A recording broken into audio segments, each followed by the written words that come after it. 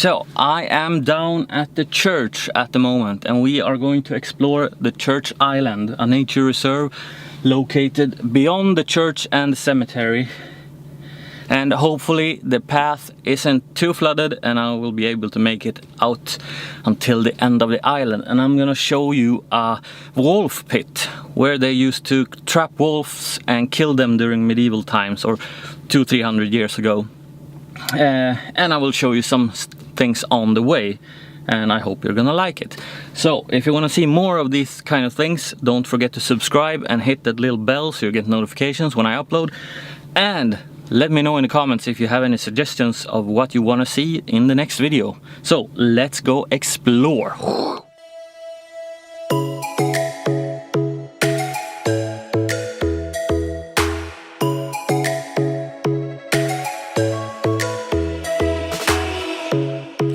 Strikes by my window, hits my chest right in the morning, like a warning. Could have slept here for days. I felt your heartbeat, felt your mouth breathe, but it's not real. We were close to see the sun, but clouds got in our way, and so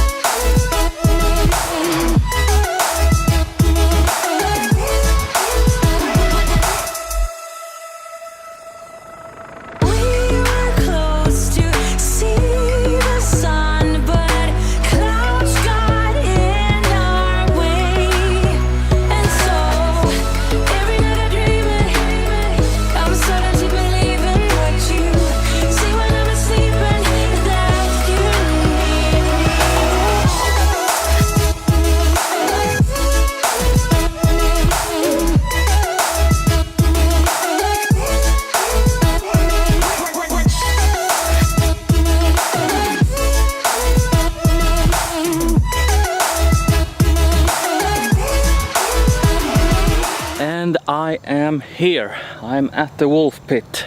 As you saw in the beginning, I could not walk the regular path because of the floodings. The Mosa air got stuck in a lot of branches there, but we made it. I did forget my gorilla pod though, so I'm holding my camera with my hand and it's super heavy. So I'm here at the wolf pit. It doesn't look like much from this angle, but this is maybe 5 meters across in all directions, and due to erosion in the ground here, it isn't as steep as it used to be. It used to be straight down and have a lot of wooden poles sticking up, trapping or killing the wolves. Or I don't know if it killed the wolves, because it says here on this sign, let's see if we can get down here. During the 1800s, people catch wolves in pits like this. You cover them with a thin layer of bushes or leaves or whatever, and you put out some meat or an agriculture animal which was alive as bait, like a cow or sheep. Most of all, the pits were used in the winter when the snow helped cover it up so the wolf wouldn't find it. Here's a funny story though about a priest. A Sunday in January 1729, that's almost 300 years ago, the congregation missed their priest for the sermon. The priest Petrus Petri Schissler had heard howling from the wolf pit at dawn and gone to check it out. It wasn't allowed to kill wolves in the pit, since the smell from the dead wolf would fear off or would warn other wolves about the pit, and they would not go there and fall in. Instead, the priest would hoist up the predators with a line and kill it somewhere else around here. But the edge of the wolf pit was icy, and instead of pulling the wolf up, the priest slipped and fell down into the pit along with the wolf.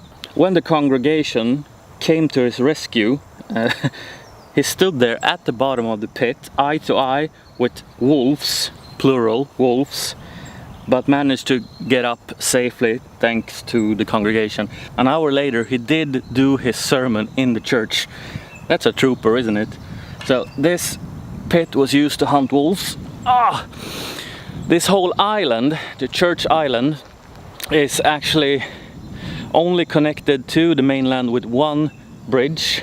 There used to be a bridge over that way. Where's my arm? There it is, that way. And that's also a pretty neat story, which my grandmother used to tell me when I was a kid.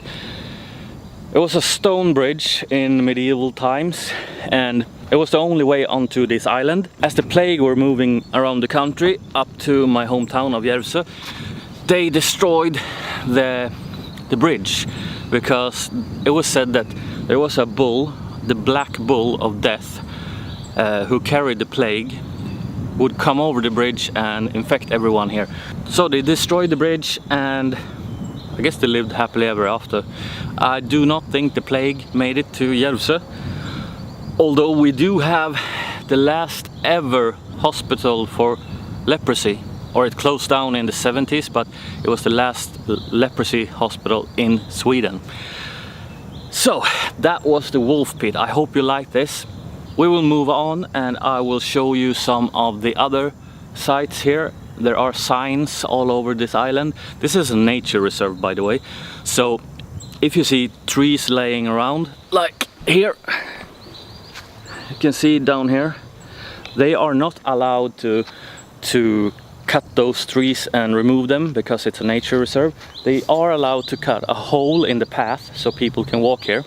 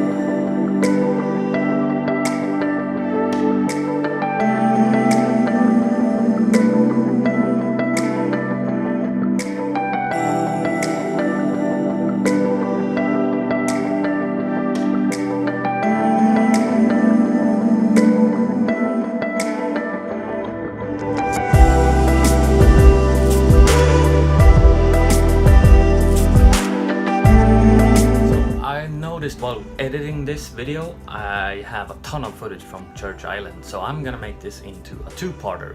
So stay tuned for part 2 in a few days. Take care.